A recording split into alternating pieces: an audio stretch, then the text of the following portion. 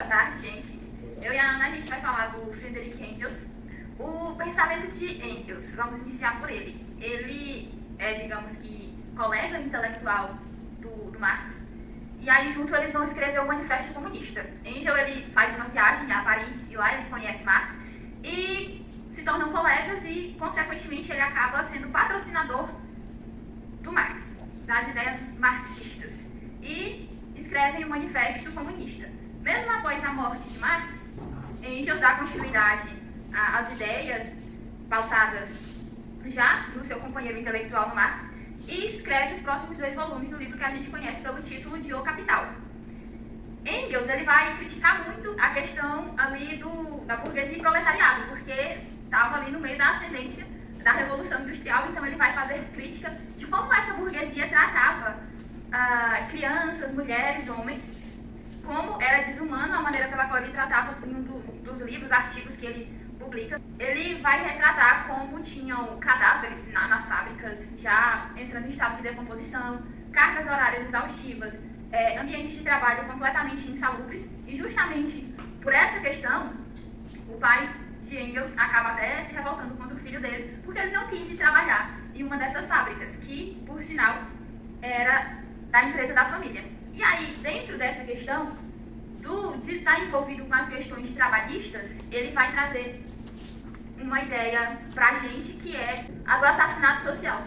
O que seria esse assassinato social? Seria justamente essa questão de, por colocar pessoas em ambientes insalubres e dar mínimas condições para que essas pessoas trabalhassem e convivessem ali com cadáveres e coisas do tipo, acabaria acarretando a diminuição da vida, vamos lá, da perspectiva de vida dessas pessoas que estavam em meio lá à Inglaterra, no seu auge da Revolução Industrial, que estava todo mundo achando o top dos top, mas sem se importar com a questão humanitária. E já dentro dessa questão mais humanitária, que vem para a crítica do Engels, pautada sempre na questão marxista, entre burguesia e proletariado, essa divisão de classes, ele vai trazer a questão da dialética da natureza. O que seria essa dialética da natureza? A dialética da natureza é justamente até onde o ser humano aguenta ir naquelas condições, seja em condições físicas ou intelectuais. Até que ponto pode chegar o ser humano? Qual é o seu ápice? Até onde ele aguenta?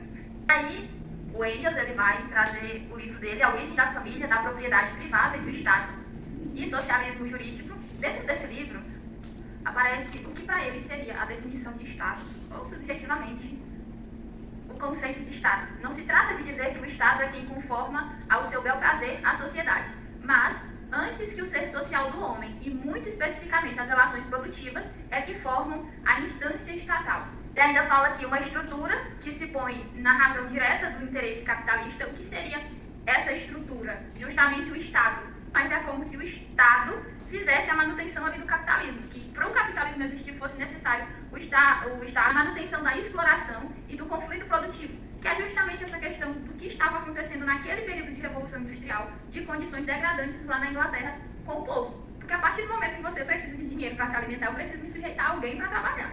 E aí nas fábricas eles terminavam provavelmente sem muita opção.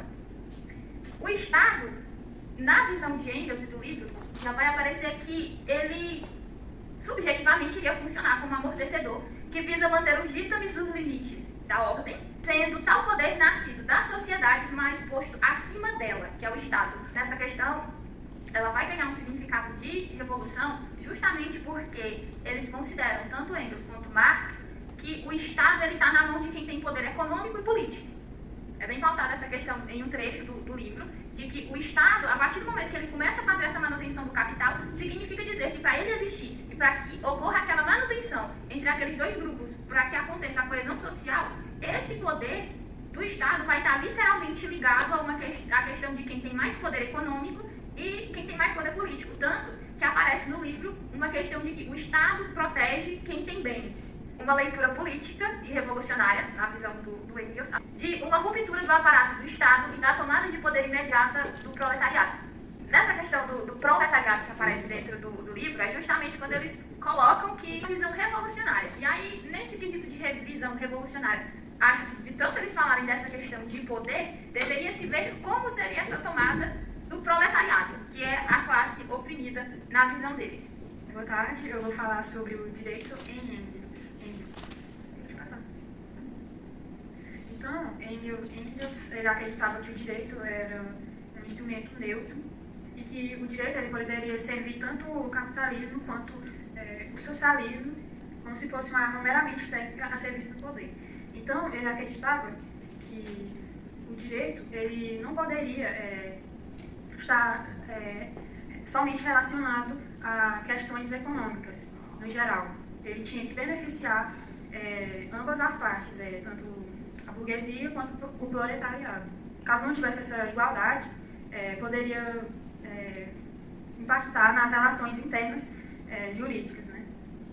Também que ele falava que o reflexo dessas questões econômicas dentro da justiça, elas poderiam influenciar nas decisões jurídicas, tanto que o jurista ele não saberia das questões externas, ele só julgaria a partir de um só ponto, que é o ponto da burguesia, que ele falava que o jurista ele acreditava manejar as normas a priori, sem se dar conta de que essas normas nada mais são que reflexos econômicos. Se fosse dessa forma, as coisas seriam vistas de uma forma invertida. Ele também acreditava na luta pelos direitos dos trabalhadores e nisso ele fez uma obra chamada Socialismo Jurídico junto com Kautsky, se não me engano o nome dele. Kautsky. Para poder contestar a obra de Mengele, que ele também falava sobre o socialismo jurídico. Para Mengele, o socialismo ele nada mais era que um novo arranjo dentro das próprias estipulações jurídicas. E ele acreditava na supressão do domínio injusto da burguesia, só que ele não trabalhava a ideia, ele não tinha conhecimento de que a sociedade ela era organizada pelos modos de trabalho, pelas indústrias, ele não tinha essa ideia. Aí, nessa obra do socialismo jurídico, o Engels e Kautsky, eles apontavam contra o Mengele que o fato de que o socialismo jurídico ele apenas reproduzia as próprias estruturas capitalistas dos quais eles se buscavam sair, né? Aí ele falava que a lógica mercantil, junto com a lógica jurídica, davam para a burguesia um apoio no plano político.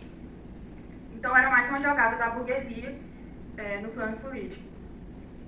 Que a lógica do direito ela acompanha a lógica da capital intimamente vinculada às relações mercantis, que tornam o trabalhador um sujeito de direito. Só se pode conhecer plenamente essa mesma condição de vida visitando, se a gente enxergar a realidade das coisas. Não somente dentro do meio jurídico, a gente tem que conhecer a realidade de fato do proletariado. Originalmente eu tinha pensado para apresentar Marx e Engels num único encontro, mas aí no encontro passado eu percebi que ficou muito conteúdo, né? O capítulo de Marx, não sei se vocês perceberam, é o maior que tem de todos os outros. Tem quase 80 páginas, junto com Engels, né? Enfim. Não é por acaso, porque é uma predileção do autor, né? E Marx foi revolucionário na sua forma de pensar. Como nós vimos no nosso encontro passado, o conceito de ideologia, o conceito de alienação, o conceito de superestrutura, infraestrutura, a inversão que ele faz da dialética idealista de Hegel, a inversão que ele faz da antropologia idealista de Feuerbach. Então, por todas essas razões, por todos esses conceitos, Marx é importante sim, mesmo que atualmente muitos queiram dizer que não.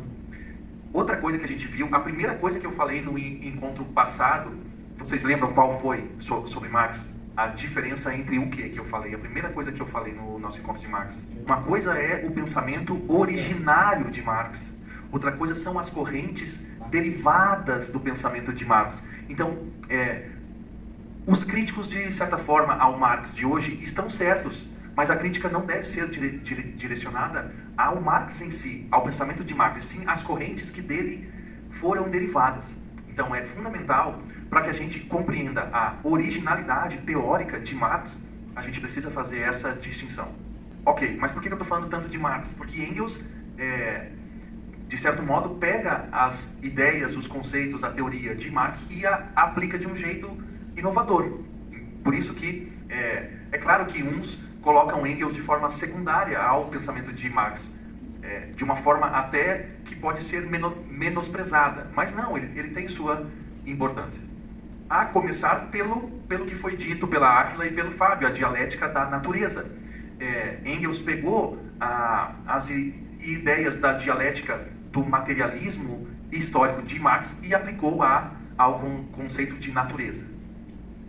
Por quê? Porque tradicionalmente o conceito de natureza era da metafísica, era abstrato. E o que Engels faz é aplicar aquela ideia da dialética materialista de Marx ao conceito de natureza como uma crítica à filosofia, uma crítica à metafísica. É daí que nascem 3 leis, né? Como foi dito, como Mascaro nos apresenta. E a partir dessas leis, que lembra muito tese, antítese e síntese de Hegel, mas não numa dialética do pensamento, numa dialética idealista, mas sim na própria natureza. São 3 leis. A primeira lei é a passagem da quantidade para a qualidade. A segunda lei é a interpenetração dos opostos, dos contrários. E a terceira lei é a negação da negação. Como eu tinha dito antes, isso lembra muito aquela tese do movimento do pensamento de Hegel, que é tese, antítese e síntese.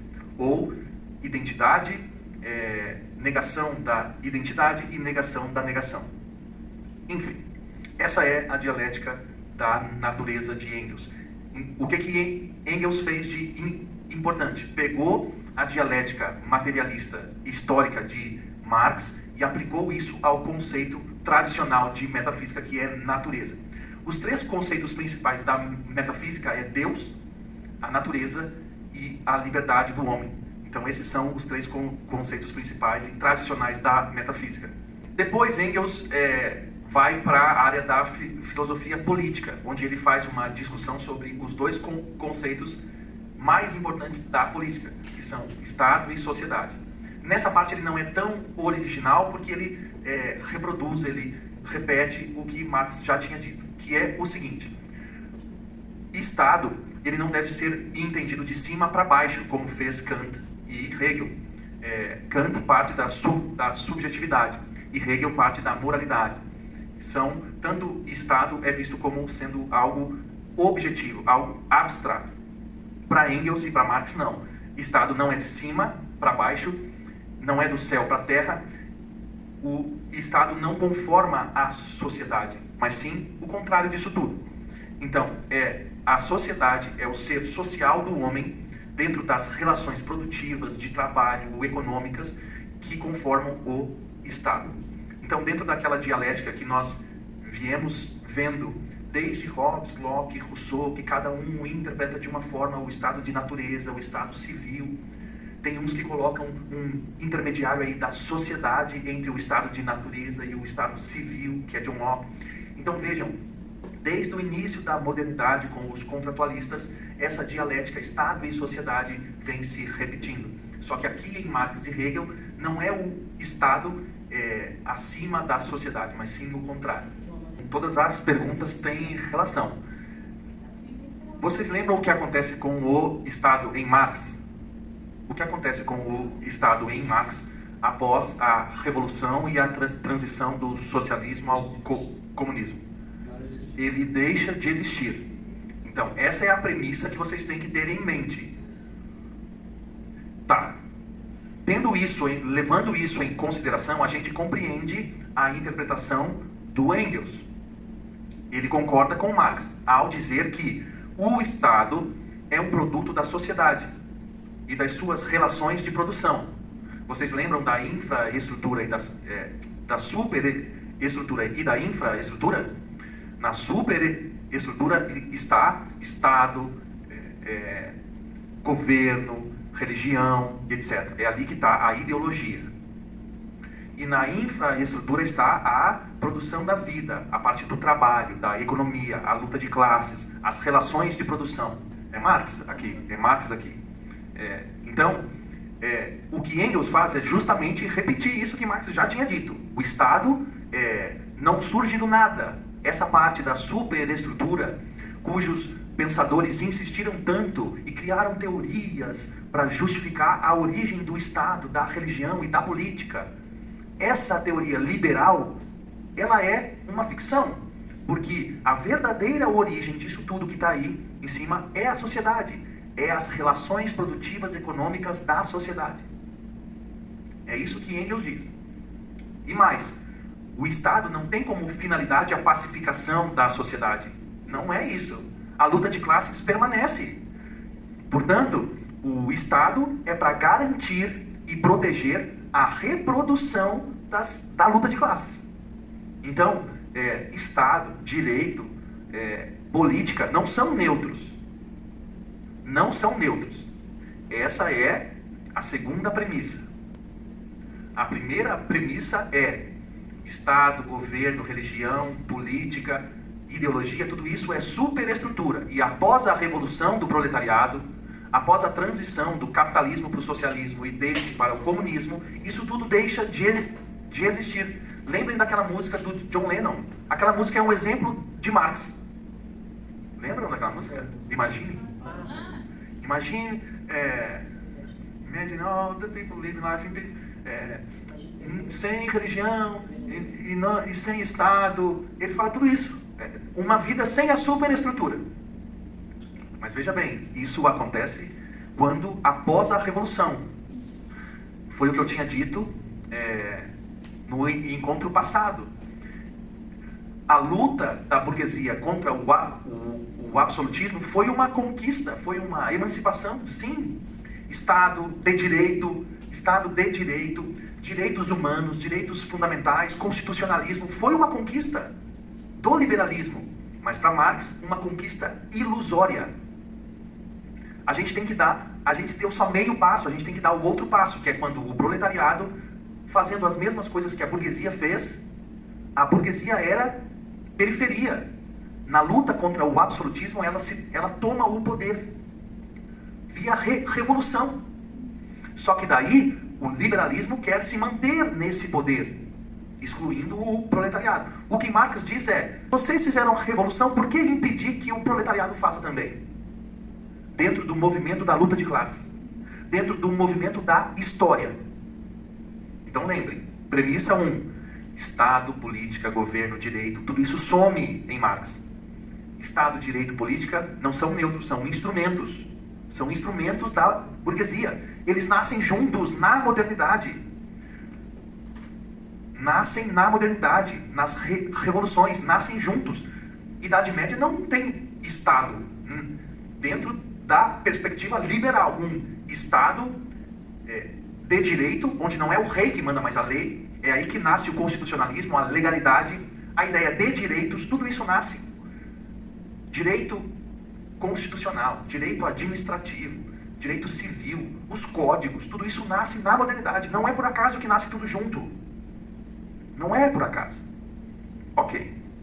Portanto, não é neutro. Se a superestrutura some, tem que ter uma transição. É nesse momento que o proletariado ocupa o Estado na transição. Mas vai chegar uma hora que ele some.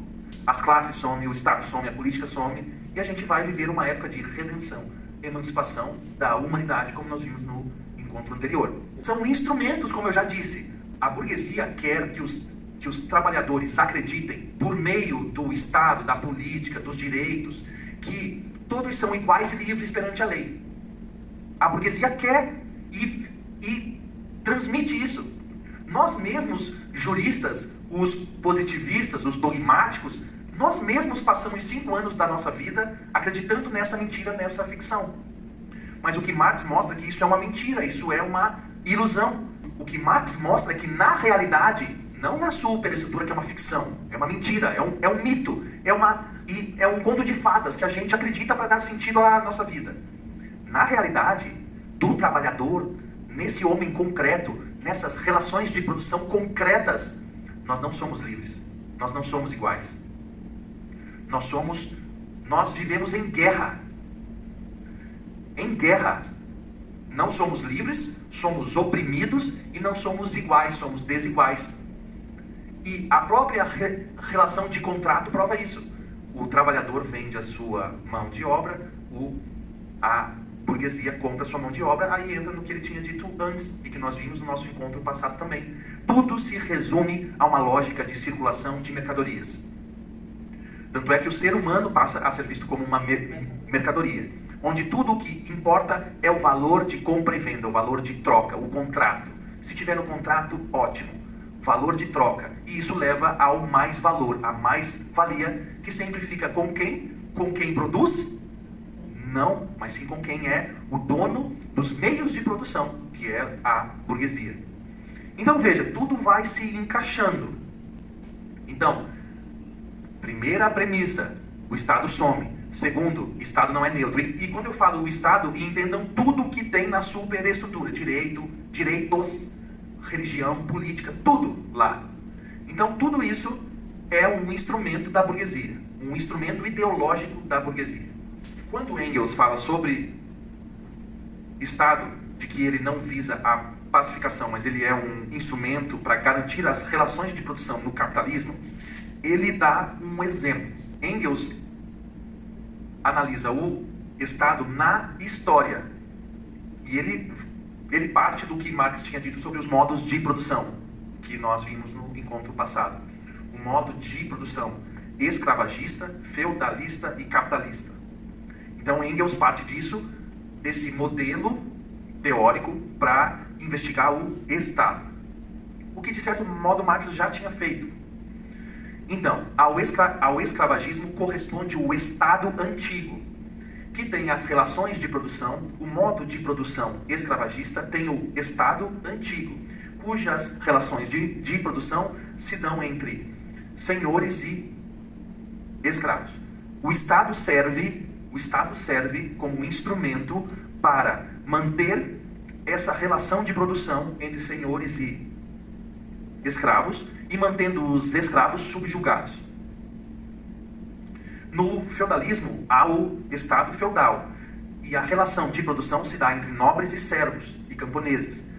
O Estado serve para assujeitar servos e camponeses. Até chegar no capitalismo, onde há o Estado moderno. Veja que ele coloca junto isso e não é por acaso, como eu já tinha dito antes. Nascem no mesmo período. E para que serve? O Estado é um instrumento do burguês capitalista para reproduzir a opressão, dominação e exploração do trabalho, da economia, das relações de produção. Tá, mas e aí? O que resta então para nós? Como que a gente supera isso?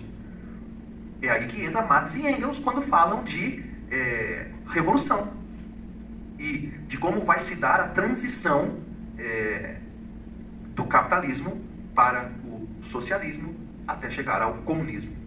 É aí que entra o que a Aquila tinha dito, as diferentes interpretações de Engels. Uns dizem que ele é reformista, outros dizem que ele é revolucionário. Se ele for um reformista, é possível usar esse instrumento a favor do proletariado. Se for um revolucionário, é impossível usar o direito como um instrumento para benefício do proletariado, porque ele sempre beneficia a burguesia. Então vejam, isso é importante. Por que isso é importante? Porque isso exemplifica a segunda internacional da terceira internacional, essa diferença que há entre uma e outra. A segunda internacional, ela é reformista. Ela acredita que dá para usar os instrumentos da superestrutura em favor do proletariado. Só que Marx nunca disse isso. Aí que está o ponto. Marx nunca disse isso, que há essa possibilidade. Porque para Marx, tudo o que compõe a superestrutura faz parte da ideologia burguesa para manter e reproduzir a exploração da classe trabalhadora do proletariado. É por isso que há a divergência teórica entre Engels e Kautsky contra Menger. Porque Menger acreditava que é possível usar o direito e o Estado, principalmente o direito do trabalho, a favor dos trabalhadores. Só que Engels e Kautsky dizem que não. Retomam o Marx originário para dizer que tudo que compõe a superestrutura é a favor da burguesia e não do proletariado. Não é por acaso que o conceito de ideologia e de alienação são tão importantes, porque fazem com que os trabalhadores não tenham consciência de que eles próprios produzem a sua própria vida.